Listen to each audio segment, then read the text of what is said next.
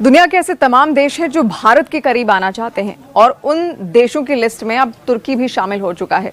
तुर्की चाहता है कि वो ब्रिक्स का हिस्सा बन जाए। तुर्की ने ब्रिक्स देशों की पूर्ण सदस्यता के लिए आवेदन किया हुआ है, जिस पर ब्रिक्स के सभी देशों को सहमति बनानी होगी।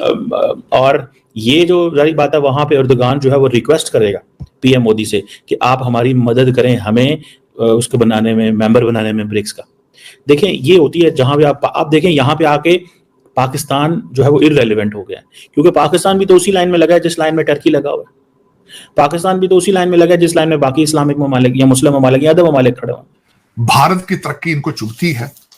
भारतीय लोगों का इन्फ्लुएंस दुनिया के अंदर जो है वो गोरा इस वक्त हजम नहीं कर पा रहा है। ये बहुत बड़ा इशू। इंडिया की पोजीशन जो है वो बड़ी क्लियर होती जा रही है। ऊपर से सबसे बढ़ के जो चीज है कि टर्की ने ब्रिक्स की मेंबरशिप के लिए अप्लाई किया हुआ।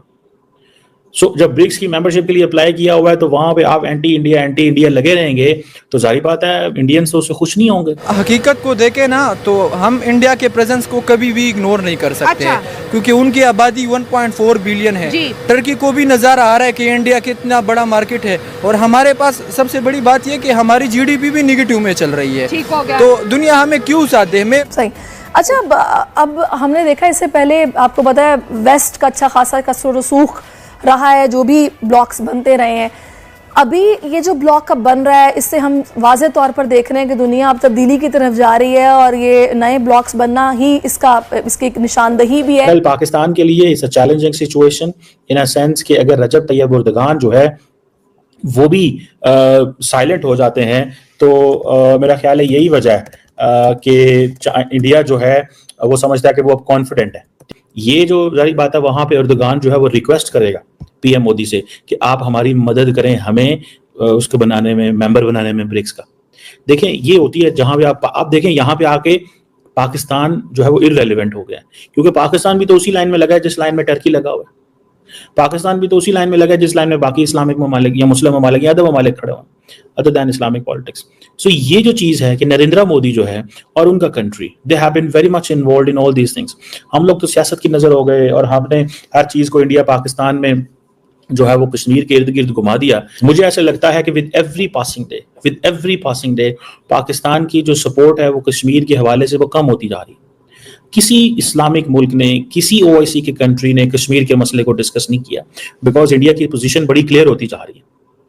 इंडिया की पोजीशन जो है वो बड़ी क्लियर होती जा रही है। ऊपर से सबसे बढ़ के जो चीज है कि टर्की ने ब्रिक्स की मेंबरशिप के लिए अप्लाई किया हुआ।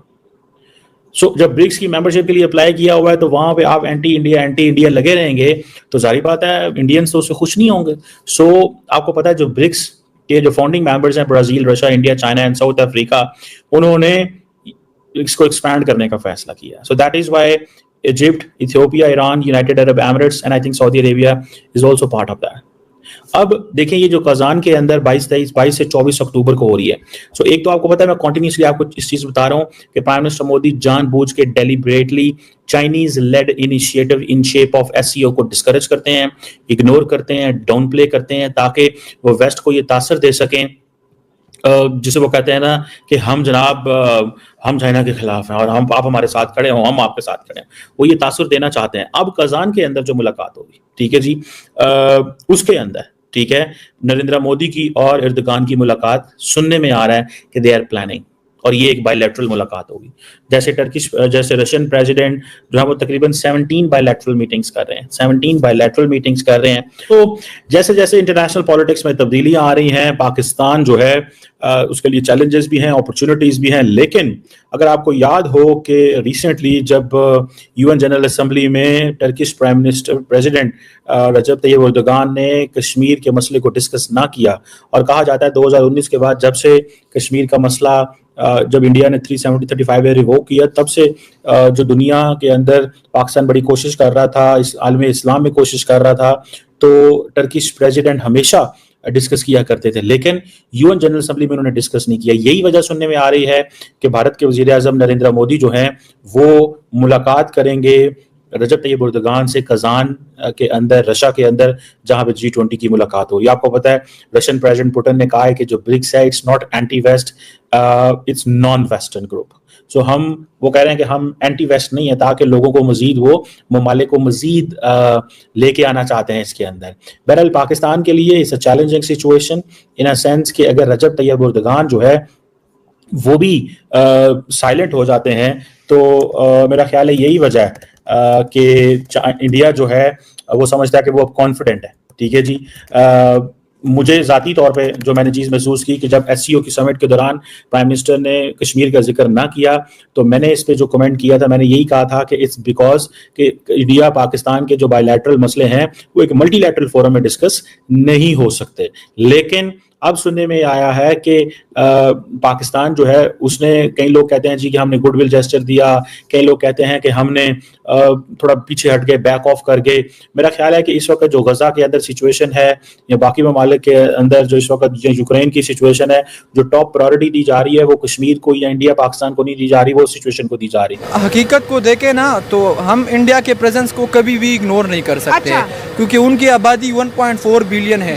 टर्की को भी नजर आ रहा है कि इंडिया कितना बड़ा मार्केट है, और हमारे पास सबसे बड़ी बात यह कि हमारी GDP भी निगेटिव में चल रही है। ठीक हो गया। तो दुनिया हमें क्यों साथ दे। मैं ये बात हमेशा करता हूँ कि ये जो वर्ल्ड अफेयर्स है ना, ये इमोशंस पे नहीं चलते, ये इंटरेस्ट पे चलते हैं। तो सिंपल बात यही है कि दुनिया का हमसे इंटरेस्ट ख़त्म हो गया, क्योंकि हम लिटरली बार बार IMF के पास जाते रहते कहते हैं अगर इस दफ़ा नहीं गए तो हम डिफ़ॉल्ट कर जाएंगे, अगर इस दफ़ा नहीं गए तो हम डिफ़ॉल्ट कर जाएंगे। तो दुनिया को इंडिया की प्रेजेंस का अंदाज़ा हो रहा है, और अब एर्दोगान को भी अंदाज़ा हो रहा है अगर मैं पाकिस्तान का साथ दूंगा मुझे इतना फ़ायदा नहीं हो रहा। हाँ, ठीक हो हाँ। गया। तो इंडिया का सपोर्ट उसको चाहिए तरक्की करने के लिए। आप इज्जत होती ना। हाँ, इज्जत होती। अब ये देखें भाई, हम 47 में आज़ाद हो गए, इंडिया कहाँ से कहाँ पहुँच गई है और हम कहाँ से कहाँ चले गए। हाँ, और अभी ख्वाब देखते हैं इंडिया से कश्मीर मैं एक बात बताऊं, आप देख ले, दुबई जैसा मुल्क जो है ना, उसने पाकिस्तान पे बैन लगाया है। हाँ। जितने भी नौजवान हैं ये जाना चाहते हैं इधर से, वरना ये अभी इनको बोलें कि दुबई आज़ाद हो गया, कल ये पासपोर्ट दे के चले जाएंगे कि भाई टाटा बाय बाय। ठीक है, दुबई बंद, कतर बंद, इटली उन्होंने बैन लगाया है, यूरोप तो वैसे भी पाकिस्तानियों को छोड़ते नहीं है, क्योंकि वो कहते हैं कि भिखारी हैं।